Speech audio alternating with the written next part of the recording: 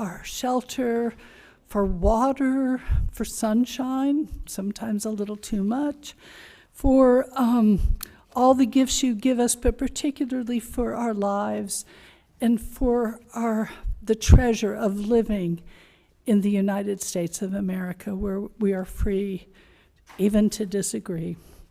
So please, Lord, we ask you to continue to shower your blessings upon us, to keep us safe, to keep us independent, and please, today in particular, give us wisdom, give our city wisdom, our state wisdom, and our nation wisdom, so that we can serve you and each other. We ask all of these things in the name of the Father, and the Son, and the Holy Spirit. Amen. Amen. If you'll stand for the pledges, please.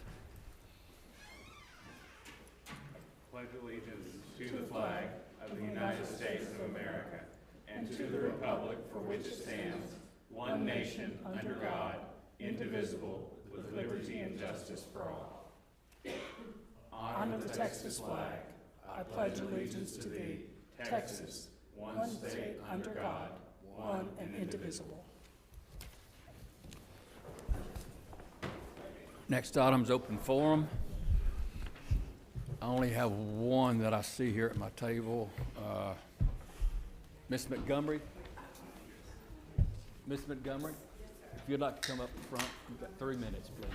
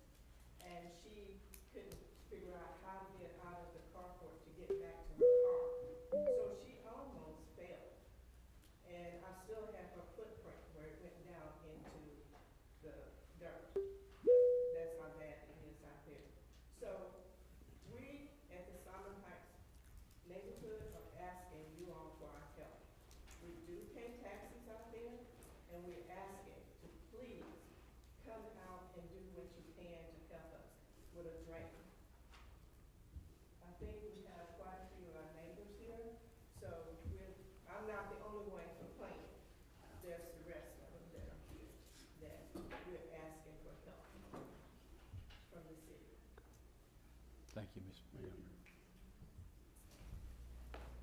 Okay. Karen, was there anybody else? Thank you. Yes, ma'am, thank you. You want me to read that other one, or what? Do I have to? Okay. Okay, this is, was sent in by an email. It's from,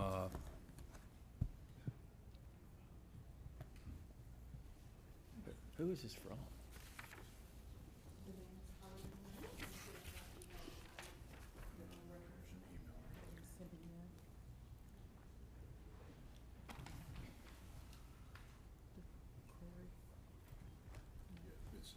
It's involving the TxDOT North Street. Okay. Okay. This is from Corey Cornor.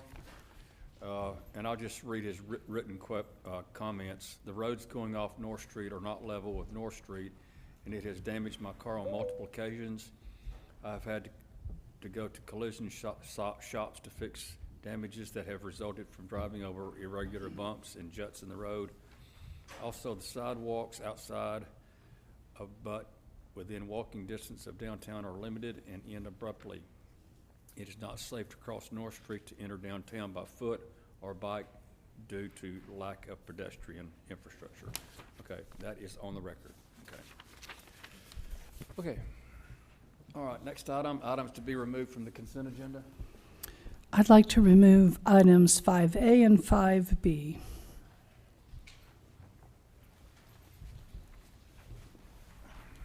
Make a motion that we approve the balance of the consent agenda. I have a motion second on the balance of the consent agenda. All in favor? Aye. All opposed? Motion carries. Okay, Ms. Ballinger, you have the floor. Mayor, City Council, Kevin Sardina, Assistant Director of Finance.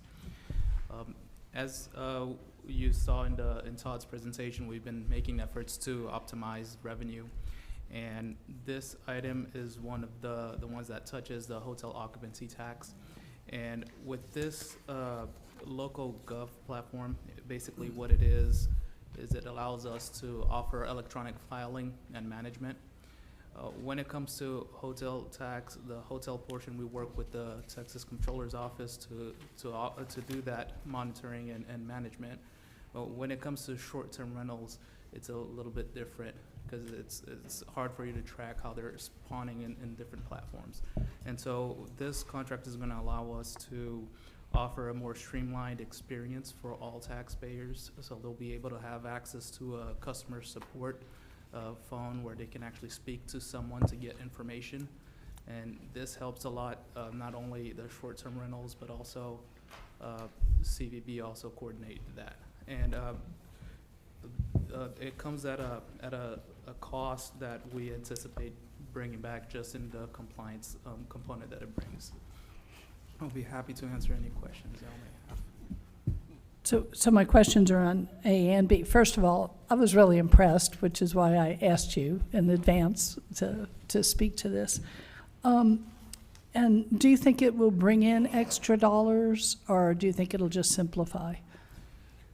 We're anticipating that it's going to bring in more, simply for the fact that the short-term rentals depend on certain online platforms, and so a lot of it is just knowing it's guidance that they're going to have access to right now, and we're actually going to be meeting them at the same mode of interaction that they're used to. So we're anticipating an increase in that compliance. And it also is going to offer us some analytics information as it relates to short-term rentals. Weren't we going to work on whether they were going to be inspected and how deeply they were going to be inspected for short-term rentals? Did we settle that? So these are two items. So the other one is going to be the audit compliance component of it. Mm-hmm. And the reason why they're separate is simply the audit component touches other revenue sources as well. So it's going to be addressing franchise tax and not only hotel, but it does that. It's going to be bringing in and seeing who's currently paying their hotel tax and who's out of compliance. And this is really meant to try to help everybody to meet the compliance threshold. Councilmember Mike New, Executive Director of Development and Infrastructure. To answer your question, yes, we're still evaluating some regulations that would require short-term rentals to participate in seeking an annual type permit where there would be annual inspections. We didn't want to move forward with that without establishing this platform that really provides that turnkey approach, that once we provide a permit process for short-term rentals in particular, because these aren't development experts, these aren't contractors like we typically deal with in our permit process. They're residents, they're homeowners, they may be property owners that don't live here. We wanted that turnkey system to be in place before we initiated any type of permit or regulatory process for short-term rentals. So we're approving something without knowing what we're going to be what the rules are gonna be? Is that, Well, short-term rentals are still subject to submitting hotel occupancy tax payments. Right now, it's a manual right, extremely manual process. Establishing this platform doesn't change that obligation or create a new obligation. It adds a little bit of convenience to the process that we hope will encourage prompt payments that are already due. And it provides some clarification about where we're missing payments, is that correct? Potentially. Right, the Potentially, intention of yeah. this local gov system is not, Right. it's not gonna be touching that permitting side of it, the way it's been presented. It's more of a management and electronic filing solution. I just was concerned that we might wake up with new rules that we didn't know about, you know? Not under this. If there is a permanent process established for short-term rentals, as we had kind of discussed a few months ago, we would bring that back separately. And this type of platform or this type of service would simply fold into that process.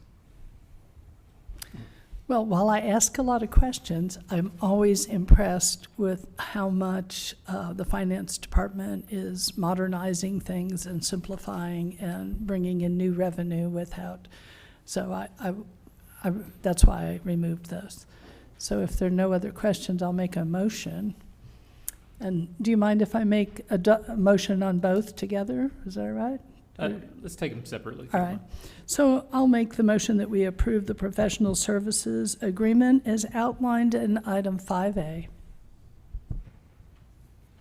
Second. All in favor? Aye. Motion carries unanimously. Now I'll make a motion that we approve the professional services agreement between the City of Nacogdoches and Azavar Audit Solutions as outlined in item 5B. Second. All in favor? Aye. Motion carries unanimously. Thank you, Kevin. Appreciate you. Okay, next is the regular agenda. Item 6A, consider approval of a contract bond between the City of Nacogdoches and TW Dirt LLC for Summerhill Drainage Improvements Project, CIP Project D1-24-101 in the amount of $671,363. Mr. Opperman. Good evening, Mayor, City Council, Case Opperman, Director of Public Works, and City Engineer. We do have a bid for you to consider this evening for the Summerhill Drainage Improvements Project. Just a little background. Summerhill subdivision has virtually no storm drainage infrastructure aside from one inlet at the base of the hill, kind of in the U portion of that subdivision at the bottom. It has experienced street flooding and property damage due to this lack of infrastructure in the past. And we actually designed this project a few years ago, but without any construction dollars to actually implement the design. So with the bond funding, we were happy to be able to kind of bring those plans back to life, revisit some of the design, kind of get it constructible for today, and get some bids on that a few weeks ago. And so we received 3 bids when we put that out for construction. TW Dirt out of Jefferson was the low bid on the project. We have not previously worked with this company, and neither has 215 Consulting, who is our design engineer on this, but 215 has contacted their references who spoke to their ability to do this kind of work. 215 has also spoken to TW Dirt representation directly, who have made them comfortable that they do understand the scope of the project and are able to complete it. And so they've satisfied the recommendation of 215 for the city to move forward with this bid. It will be funded out of our bond funds, which we currently have in the bank, and so happy to answer any questions y'all might have, but recommend this bid for award. Any questions? Well, I have some thoughts.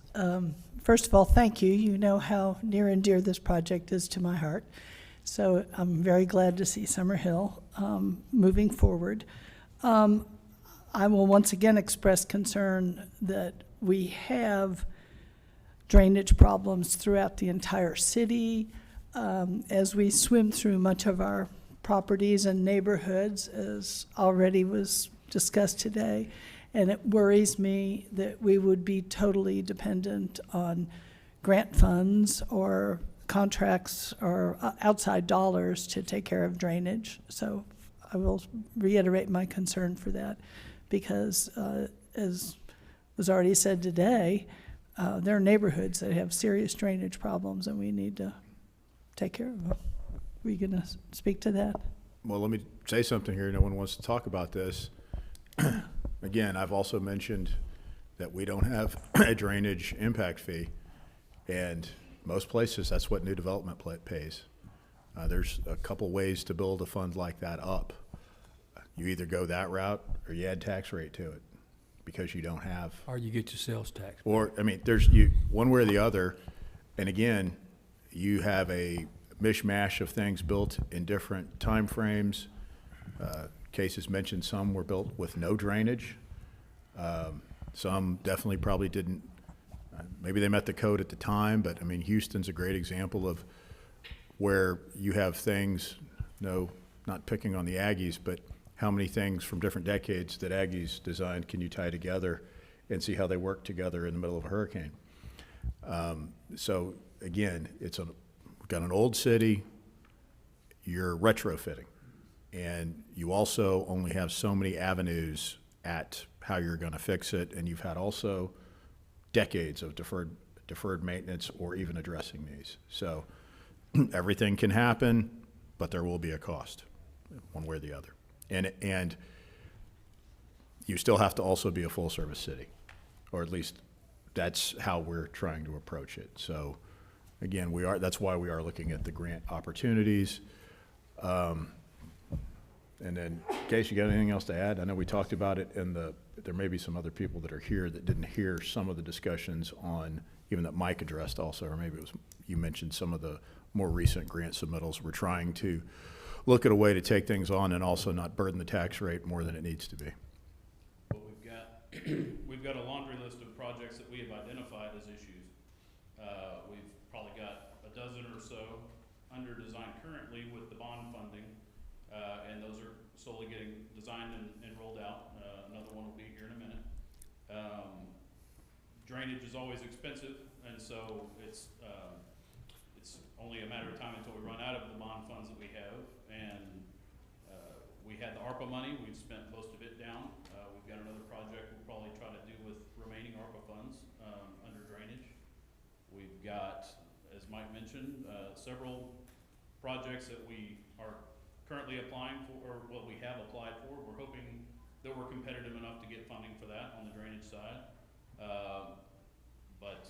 And then Patricia and LeVere, we're trying to fund under the CPF money that we are about to receive. And so we're trying to tackle as many as we can, but we still have a surplus of projects that remain unfunded. And so we're chasing as many opportunities as we can to try to address all these issues that we know we have and that we're going to find out about, because some of them we're still finding out about issues that we didn't know about. And so it only takes one or two good rains to uncover some others. So as much money as we have, we'll spend it. In your comments, Councilmember noted, we do require new developments to account for drainage facilities. That may not have been done as aggressively as we are doing it now. We don't have impact fees to require payments to the city in lieu of additional infrastructure. So if there's redevelopment on a site and drainage to some extent is already accounted for, there is no new revenue that comes in for that purpose. But there are options we can review potentially to obtain revenue in other ways to get that apart from grant funding, where there's always strings attached. It's certainly something we're evaluating. On the actual infrastructure assessment side, one of the two projects that we're requesting grant funds from the General Land Office for is for a broader drainage study to pick up new areas of town, new items that we may not have already assessed. Aside from the dozens that we know of, there are certainly others we are not fully aware of and haven't fully analyzed. So that is part of our assessment for future And, projects. and with that, once you get into regional drainage studies and then theoretically impact fees, you also, the answer may not be as localized as you think. Like, this street floods, but Right. this street might flood because of things that are happening 3 streets in either direction. Then you start looking at additional detention, things like that, that may try to capture it. We probably have, I'm sure we have, I just think of University, there's some other corridors that come to mind. We also have uneven topography, but then it also begs the question, we start looking at, let's say, impact fees, then that's just gonna further drive up, especially on your large developments. It's gonna drive up your cost of, which is already high. And again, someone will end up paying. It'll either be paid by the new developers, it'll be paid through grants, or it'll be paid by the existing tax base. And nobody likes those answers, but one way or the other, it ends up, at the end of the day, it's math. And I'll leave the Aggie jokes out. No, and just one last comment, in some ways, our topography, Lanana and Bonita Creek areas, our waterways, that provides drainage benefit. We're not having to jump through hoops to Right. build infrastructure upon infrastructure to move water away from those developed areas. So there are pluses to this. It's a problem that is not fully solved, but we're working on it. Do you think this will be helped by the Lanana Bonita projects that we're now about to implement? And So the sewer side The sewer is gonna be side. a separate issue. That's Okay. Food Bank's sanitary sewer. right, Now, I am hopeful on a different front that some of the bridge replacements that TxDOT is implementing, such as the Lanana Creek Bridge, and hopefully down the road in future years, replacing the bridge on MLK, and things like that will help, because some of those right now are Okay. bottlenecking flow whenever it's high flow Right. events. And so we've seen Lanana Bridge over top. I've seen it personally in that May 13th flood several years ago.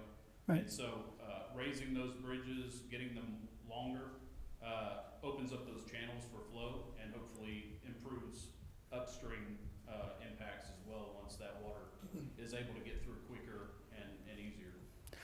And it'll catch less debris, and it's the impacts are multiple. The big issue with it is, I mean, these are people's homes that are being lost, and, you know, people can't get emergency services, they can't get, because of I mean, it's a huge thing, and we need to, I look forward to what you're going to propose to. Well, let me put it this way. The highest engineering standard was not applied here. Of course, And you're talking about retrofitting a couple hundred year at minimum, arguably 300 year. But let's just take a corridor, let's not pick on your corridor, Brad, Mound or something, where you have. talking about the left-hand lane turn on North Street? Is that what we're talking about? No, because I didn't put that in, that's TxDOT. Okay, And just by the way, asking. you Just can't curious. put an F-150 in it and not, but if you don't have your bearings or you're spatially challenged. Are whole you a different regular animal. person?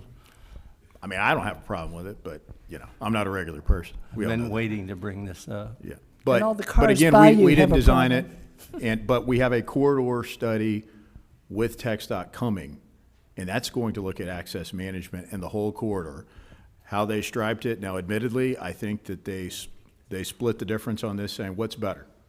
Your travel lanes or what should be a very short amount of dwell time in a turn lane? And instead of a long dwell time in a turn We lane. need to get this thing back on track, 'cause now we're Yeah, on. well, I got a question concerning, the same thing that we're talking about Summer Hill drainage. We got people here that's from the Patricia LeVere area. They're wanting to see this same kind of action in their area as well, because they got the same issues and homes that are being dealt with. And when you got people out shoveling dirt out of streets and driveways, and Case, you and I talked about this last year, with Ms. Montgomery concerning getting this, and, so our concern on this particular issue is, when and how are they gonna get taken care of? So we have spoken, just to recap on the Patricia LeVere thing. We applied for funding for that back in 2024. We had essentially approval for that, and then there was an impact, so to speak, that kind of derailed that funding from coming to fruition. We were told by the feds essentially to reapply, which we did. And that was And we- CDBG, correct? It was the congressional appropriation. Oh, the congressional, that was Um, deferred with, yes. There was a freeze on the funding, and so we had to reapply for it last year. So we were hoping to have this money more than a year ago. And so we have reapplied and we have been granted it. We are currently in discussions with the EPA representation, and we've actually got a meeting again this week with them about getting that money released. And there's action items that we're working on to get to that point. And we had our first meeting with them a week or two ago, I think. But yeah, we're getting close on getting that funding, and as soon as we have that funding, we will get that project under design as quickly as we can. And so we'll go as fast as the funding will allow us to go. So if y'all may not remember this, that funding we applied for, I think in '25, and then there was the good old Doge, and then there was the whole freeze thing, and effectively, we're just now getting those funds made available to us. And I think if you remember, we had Congressman Sessions and that great big check that he handed you a great big styrofoam check. And that was a couple months back. So that's the nature of that beast. But yes, that is a priority. Case, can you clarify that Summerhill is designed, Patricia LaVere is not designed, correct? Right, yeah, Summerhill's designed and has now been bid. Patricia LaVere has not started yet because we didn't have the funding for it yet. We've been in kind of this limbo with the congressional money for now over 2 years. And so at this point, as soon as we can get that money allocated and in our bank account, we will hire an engineer to start design on Patricia LaVere's drainage project. Well, I wanted to thank you both. I know this is a lot of hard work, and we really appreciate it. And I will make this motion right now. I did have a question. Okay, Chad, go ahead. Case, can you go back to, okay, that's good right there. As far as the drainage projects in the bond funds, because this is being funded with bond funds, correct? Correct. Where are we at on our budget? I know this one's significantly lower than what the other bids were. What had we budgeted for this, and where do we stand? So we expected Summerhill, for example, to be probably $700,000 or $750,000. That was our estimate. As you can see, we got a bid under that. We actually also got 2 bids over that. So I was glad to know that this contractor right here was found to be capable of doing this project, because I really didn't want to have to consider those other 2. Those are good contractors, but their numbers were a little high for my liking. And so in that event, we probably would have gone back out for a bid again, instead of recommending the second low bidder on this one. But to answer your question, our in the bank currently with the bond funds, for the drainage side, I think we're currently sitting around 1.5 million remaining. This will obviously allocate almost 700,000 of that, and so we're kind of left with just under $1 million probably. We're about to hear another bid that came in under 100,000, but that would also be paid out of this money. So we're getting close to probably $800,000 or $900,000 remaining, and we have several projects already designed out of the bond funds, and more that are nearing final design. And so we're definitely more designed than we are ability to fund at this point. Case, do you think the project on Patricia and LaVere will be as big as this one? It will probably be about the same, I would have to guess. Okay. That would be my gut feeling on it. All right. Okay, so you ready for a motion? Are you through, Yeah, Chad? good. That's all I need. Yeah. Okay, then I'll make the motion that we approve the contract by and between the City of Nacogdoches and TW Dirt LLC. What a name, sorry. For Summerhill Drainage Improvements Projects as outlined in item 6A. Second. Have a motion second, all in favor? Aye. Motion carries. Okay, item 6B, consider approval of a developer agreement by and between the City of Nacogdoches and MUM Investments LLC for the reimbursement of a gravity sewer, sanitary sewer line extension to Rock Haven Nursing Home located at 1703 West Austin in a not to exceed amount of $90,707. Mr. Opperman. Mayor, City Council, Case Opperman, Director of Public Works and City Engineer. As you all know, as we presented before, we have a clause in our, or an article in our chapter 106 of our code of ordinances, Article 8, which is about developer reimbursement. And so, under that chapter, a developer may request reimbursement for the design and construction of up to 500 feet of water and sewer line, or water, sewer line, or a combination thereof, that can be extended for public use.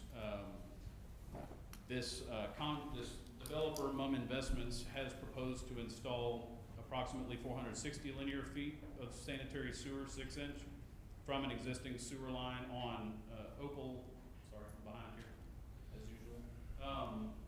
On Opal Street, this is in the Austin Hills subdivision, to serve the new Rock Haven Nursing Facility just west of that. The sewer line will provide first-time service for the nursing home and which has about 100 beds, and then also to the senior center activities building, which is going to be on the adjacent lot between the nursing center and Opal Lane. The design of these public utilities have to meet city standards. They've got to go through our procurement requirements. They have to undergo final testing, all before we will consider reimbursement. So it has to be essentially like a city line would have been designed and installed by the city itself, and before we will consider accepting it and reimbursing the developer for it. So under this design, they are requesting a maximum of $90,707 for this reimbursement. That could come under. We have seen it come under before, but this is a maximum. Just as a reminder, we budgeted about $250,000 a year for these, and we still have budget remaining to do it in this current fiscal year. So have 215 here with us tonight. If you have any questions, they are the designer on this and the representative for this developer tonight. And so happy to answer any questions that y'all might have. Any questions? Well, the one thing, Case, for clarification, this is coming out of the utility fund. And so, again, when you're talking about this versus general fund for drainage, different animal. So, and again, we don't have, I mean, this is effectively an incentive. You also need to remember that too. When you're doing any reimbursements in any category of utilities, that's an incentive. In other places, it's not that way. It may be that they're actually paying into one of your utility funds through impact fees, a streets fund, or a drainage fund. Yeah, this chapter essentially incentivizes developers to extend your system forward. So we have these a lot on areas at the edge or at the fringe of our system where they're trying to serve lots that are just beyond our current existing service area. They do have to meet public benefit. It's not just for one developer per se. That's council's discretion, obviously, but the intent is for it to benefit the community as a whole. And the other thing, Case, were there sidewalk requirements under our current code for a new, that they have to install with this development? On this one, in this case? Overlay district for sidewalk. Okay. Not urban So, overlay. so, again, if we were to tweak our codes, if you have to remember this, I know we've had discussions about other infrastructure, including sidewalks. Typically, that comes with new development. Retrofitting is a whole different animal and a whole different cost animal. And so that also might be an area y'all could look at, not with this project, but with others down the road that new development, we could make it a requirement everywhere. But then you start getting to these, maybe a sidewalk to nowhere when you're talking about retrofit.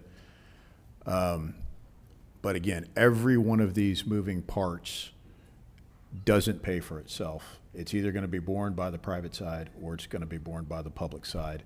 And then how they connect and do they connect is also a consideration. So, and then also the cost to do that by either party. Any questions? Yeah, I have a question, and you may have answered it before, but the address for this retirement home or nursing home is Austin Street, Yes, it is. which, that would have been a shorter distance. Is there a sewer line that runs down Austin? Or they're going, because a person that lives there asked me, because there's houses all along Opal Street, and that means that it's gonna be under construction, whereas they could have just gone straight out to Austin. If there's a sewer line, I don't know.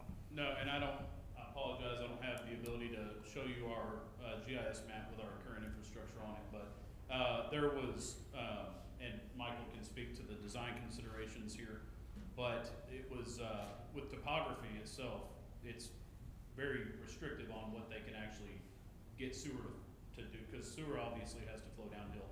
Right. The nearest sewer line that could be gravity fed essentially is 1,000 feet away or more.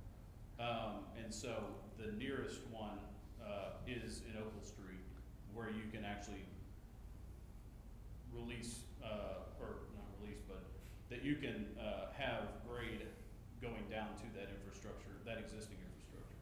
There's gonna be a lift station on site that's gonna get it to a manhole where it's gonna gravity feed down to Opal Street. But the nearest, within design considerations was Opal Street. And Michael can speak to that. Yeah, if you'd like. Mike, if you'll come up and kind of talk about, we've had a number of discussions about this project and extending sewer. Michael Lane, 215 Consulting. We've looked at this a lot of different ways. So that there is no gravity sanitary sewer at this address along West Austin. And so we had to look at alternatives of where could we go. Opal is the nearest reasonable sewer that we can get to. There's also sewer at the end of Eric Drive that actually extends through that property, but from a maintainability for the city, that's not a good option for you guys.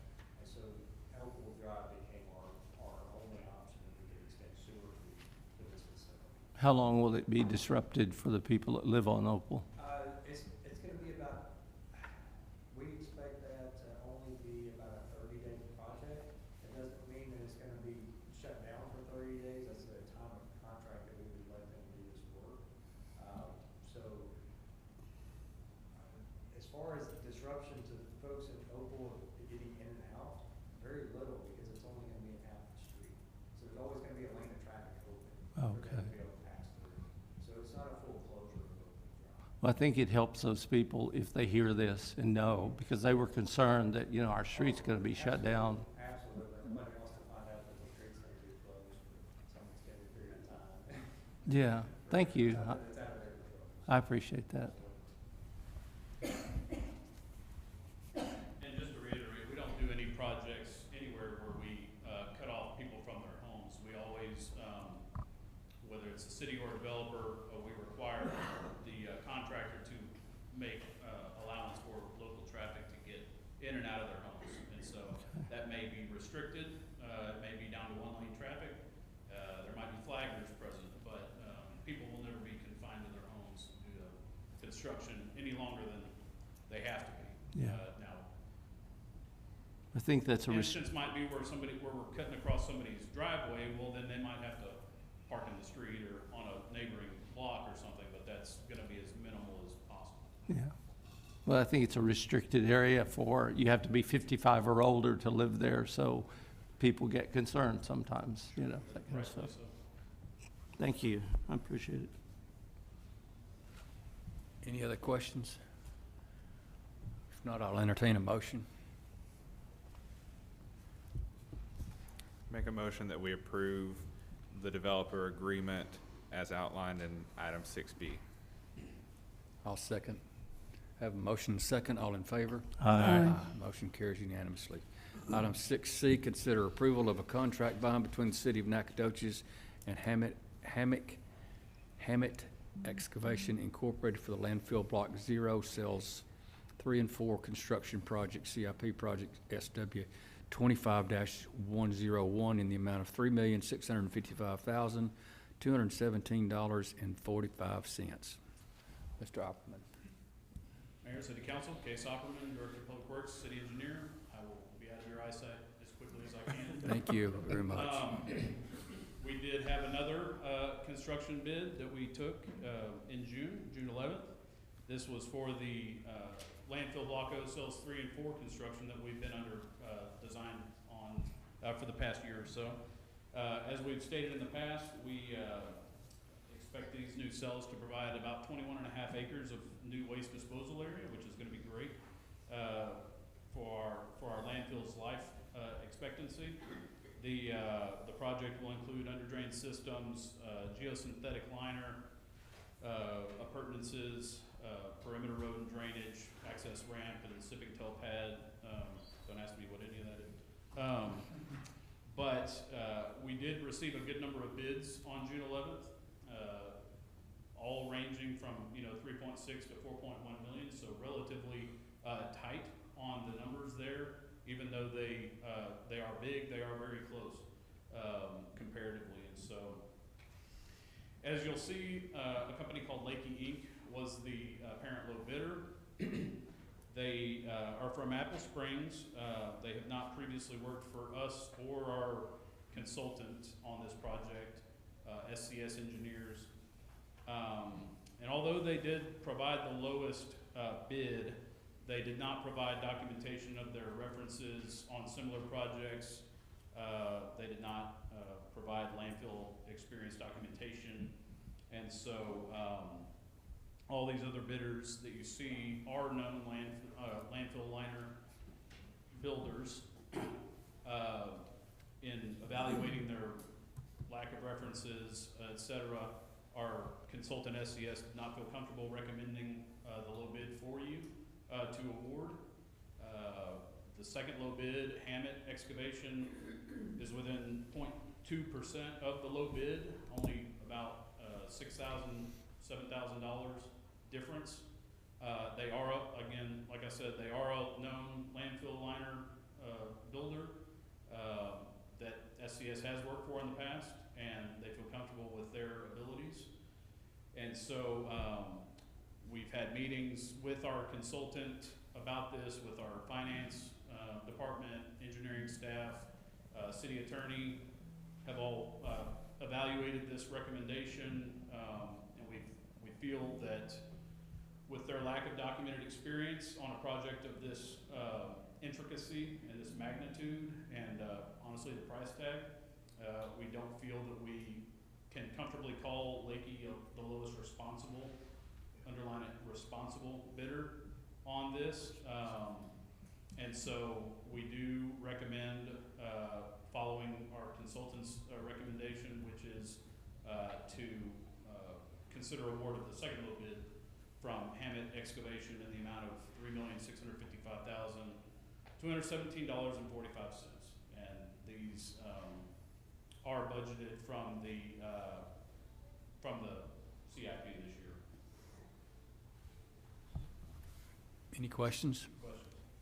Same one as before. How much had you budgeted for this? I think there was 3.9 million, if I'm not mistaken. That's off the top of my head. It is within the budget. It is within the budget. Good. And let me take this opportunity to say, I just realized that I took the second drainage project off of this agenda, so I didn't mean to lie to you. It's coming next week. 2 weeks. Any other questions? Lie number 2. You gotta watch these government people. No, so when an Aggie says he's lying, he's just not remembering. Remember that. I make a motion that we approve the contract bind between the City of Nacogdoches and Hammett Excavation as outlined in item 6C. Second. Have a motion second, all in favor? Aye. Motion carries unanimously. Item 6D, consider selection of the submission by SCS Engineers in response to solicitation RFQ 26-10-131 for professional services associated with liner construction for landfill block 0, cells 3 and 4. Mr. Vickery. Mayor, council, I'll give Casey a break. Casey Vickery, your assistant city engineer. This item basically is kind of married to the previous item, 6C. We recently went out for RFQs for professional services associated with the liner construction for Block O, cells 3 and 4 for quality assurance, construction assurance, construction quality assurance. We had 6. Again, right, we're going to try and build a new 21.5 acre site out there, which will give us a longer longevity with our landfill. We released an RFQ on May 10th, and we received 6 RFQ submissions. City staff, in our typical format, RFQs come in, we send them out to particular staff we think have the knowledge and expertise to review the clause. They review them independently. This was an engineering group, procurement, and then 2 folks from sanitation. They scored them independently, and staff came back and would like to recommend SCS Engineers for this professional contract. As typical in our RFQ process, we're requesting approval for you guys as a selection of SCS, and then we'll work through the contract negotiation to bring that back at a future council meeting for approval with that. This is pretty critical in this landfill construction, and SCS, they've been serving the city of the landfill since 2009. They did perform the Block M final cover in 2010, as long as the Block O, cells 1 and 2, liner construction quality management oversight. It's kind of, you have a construction firm doing the work, but we need a third party to make sure that the liner is installed correctly in accordance with TCQ laws, and SCS is the most qualified to do this work in staff's opinion. Currently, there's no financial impact with this item. We're just asking your consideration of staff selection of SCS for this work. Any questions? I'll entertain a motion then.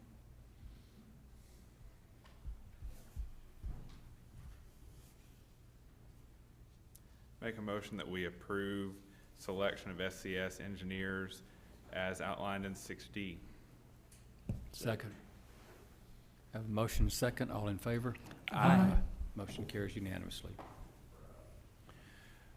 Item 6E, consider approval of an ordinance of the City of Nacogdoches, Texas, amending Chapter 70, miscellaneous offenses, and adding Article 4, sex offender residency restriction of the Code of Ordinances of the City of Nacogdoches, providing a severability clause, providing a continuation clause, providing a repeal clause, and providing an effective date. Mr. Mayor. Yes, sir. Council, Jerry Baker, City Attorney. Good news, I'm not an engineer. So what I have before you is proposed ordinance present related to what's called sex offender residency restriction under Chapter 70. At the beginning of this, I'm going to turn it over to Chief Kennedy to kind of give us some background about the state law that's kind of underlying or underpinning this proposed ordinance, and so I'll turn it over to you.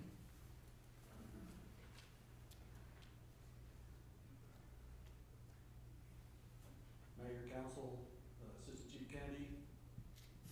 I'm going to move this up to remind me able to hear me. Jerry will have to stand on his toes. So just to give you a little bit of background on why we're here talking with you about this, first, the state has certain requirements. So what the state requires is that certain persons convicted of certain offenses are required to register as sex offenders. Those offenders have to register with a law enforcement agency having jurisdiction over where they reside. So what that does is create a legislative requirement for us as the police department to be the registration location and the monitoring entity for those offenders. Those registrations are public information, and they're intended from the state to improve public safety, reduce recidivism, and protect our vulnerable populations. The idea being that if the public knows who these offenders are, it reduces the chances of bringing them before a new victim. The frequency of registration and duration of those requirements varies depending on a lot of factors, to include risk assessments and the underlying offense. Most of our offenders register annually, however, there are some that have to register every 90 days. Those same laws do include a lot of other requirements. This is all located in a single chapter of the Code of Criminal Procedure, which is about 22 pages long. So there's a lot of other requirements that can be included. And failure to comply with those registration requirements can result in a new felony offense for that offender. Offenders currently on probation or parole, so still under some kind of supervised release, may have more robust restrictions, but they expire as soon as that probation or parole expires, and then they just fall back to standard registration requirements. So this is a snapshot of where we are as a city when it comes to registered sex offenders. In the 2024 timeframe, we had about 60 registered offenders within the city limits of Nacogdoches. And currently, we have about 78 registered offenders in the city of Nacogdoches. Of those 78 registered offenders, currently 60 of those have child victims as part of their offense. That's anybody under the age of 17. And that's going to be directly related to what we're asking you to consider today. So what we have done internally to our organization prior to today, to try to bolster our regulatory environment, is we've increased our certified number of officers who can perform sex offender registrations and compliance checks. Essentially what we tried to do is maintain at least one of these per each operational patrol ship. So it gives the offenders the ability to come in and register at any given time, and it has somebody who monitors them at any given time. We began a more proactive monitoring compliance check process, so we're more actively engaged with them. We've improved our internal tracking and data collection, so we have a better sense of what this environment looks like. And we have increased our criminal referrals for those who fail to register. That kind of leads us to coming to you today to ask for a little bit more of a regulatory environment, mainly because it brings us into alignment with our peer cities. So what I'm going to do is hand it back to Jerry, and so we can go to the legal ordinance, and I'll be available. So what you should have before you is proposed ordinance. Again, it's an addition to Chapter 70 of our Code of Ordinances, adding a new article, Article 4. And it would, the purpose of the ordinance is to place some restrictions on the residency of these persons who are required to register sex offenders, as Assistant Chief Kennedy just mentioned. It would create a 1,000-foot restricted area around what is defined as child safety zones, and that definition is found in the proposed ordinance as a premises where children commonly gather. The term includes a school, daycare facility, playground, public or private youth center, public swimming pool, video arcade facility, or other facility that regularly holds events primarily for children. So the two offenses that are outlined in the ordinance itself are that a registered sex offender may not establish a permanent or temporary residence or be a recurring visitor, and all those definitions are in the ordinance itself, at a residence within 1,000 feet of a child safety zone.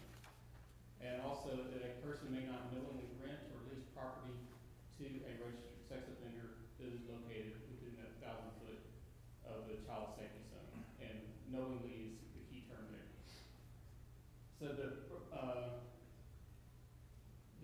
one of the requirements that are laid out in the ordinance itself is that for the police department to maintain a map showing the locations of the child safety zones in the city.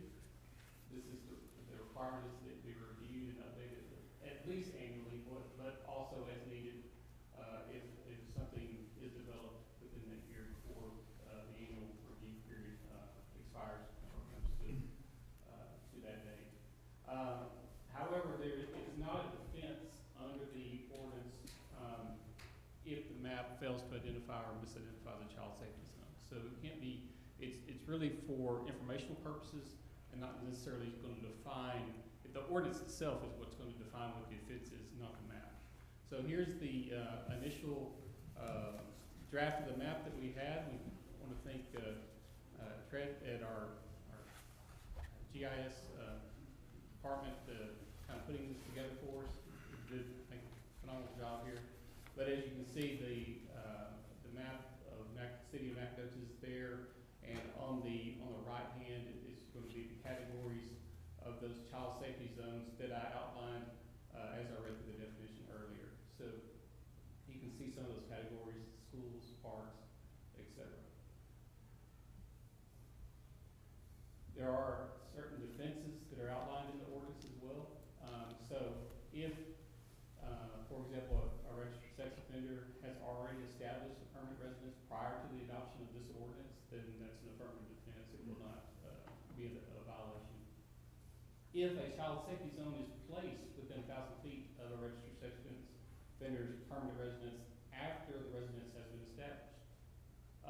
So, for example, if a new school moves into a neighborhood, but someone has already established a residence, that's not going to be a violation. They won't be in violation of the ordinance. If a registered sex offender is a minor and resides with a parent or legal guardian, and if a person, of course, is incorrectly listed in the registered sex offender database, of course, with any kind of database or any kind of computer data, there's going to be mistakes at times, and we want to give that a person an ability to say, no, there was a mistake here, and we're going to that won't be a violation again of the ordinance as well. So that's basically the overview of the ordinance. I'm happy to answer any questions. Of course, Chief Kennedy is here as well to answer any questions you may have about his part of the presentation. And the only thing I'll add is the reason this came up is several of our peer cities have been tightening their regulations. And if we fail to do so, you can probably expect that number that you saw continue to grow, maybe even more rapidly. Any questions? I do have a few questions. When you're saying it's not a defense, if the map is incorrect or something, that means that the sex offender needs to know where he lives. It's up to, or she, but I looked at almost all. The map male. itself is really for informational Right. purposes. Yes, the sex offender, the offense itself is going to be outlined in the ordinance as before. Okay. So the registered sex offender needs to be aware of what that language is, where he or she may be located with respect to these child safety zones. And just because something, for example, let's say a new restaurant came into a certain area that had a playground or something to that effect, after, and then this person moved there, but it wasn't recorded on the map within that year before the map was updated, that won't be a defense just by looking at the map saying, oh, it's not there, so I'm okay. They need to go look at the ordinance and identify, where they're looking to reside and make sure that they're not going to be in violation. So the onus is on that person who is, Okay. either the registered sex offender or the person who may be renting or leasing to that person. And I assume they work with the police department, and you have your eye and know what's going on. Well, Bill's they'll right address the registration process and he's- when people come to town. To kind of clean that concept up, the way this would have to work, assuming that the offender's already in compliance or intends to comply with the registration requirements, when they come to us to register, they're gonna have to give us the address where they intend to move to. We will then tell them you are or are not inside the child safety zone and tell them Right. which one they are in. So short of there being some set of circumstances that changes, if a new offender enters our community, they're gonna know whether or not they're moving into a child safety zone. And another question I had was, how many of the 60 who have offenses against a child under 17, I think you said, how many of these are online, and how many of these, just percentage, just roughly, you don't have I to, don't think I can accurately answer that question. you know, The number of offenses that you have to register for now is significantly more than what it used to be. right. Because of the online stuff, because of intimate visual material being shared and that kind of thing. So that would be a difficult question to answer. Right. Well, I was just thinking, I've worked so much with child protection, and I was wondering how many of But them Bill, are- wouldn't that, to a degree, be on the DPS website on some of that information? It will tell you what they were finally convicted of. Yeah. Right, right. Okay. Well, thank you for cleaning it up. Thank you for protecting our children and our families. It's really important. You want a motion? Yes. I'll make the motion that we approve the ordinance of the city of Nacogdoches as outlined in item 6E. Second. Have a motion second, all in favor? Aye. Motion carries unanimously. Okay, that concludes our regular meeting. We will, pursuant to Texas Government Code, 551.071, we will go into executive session. Thank you very much for coming. Okay. We are returning from executive session pursuant to Texas Government Code Section 551.071. It is 6:52 p.m. There being no action, we are adjourned.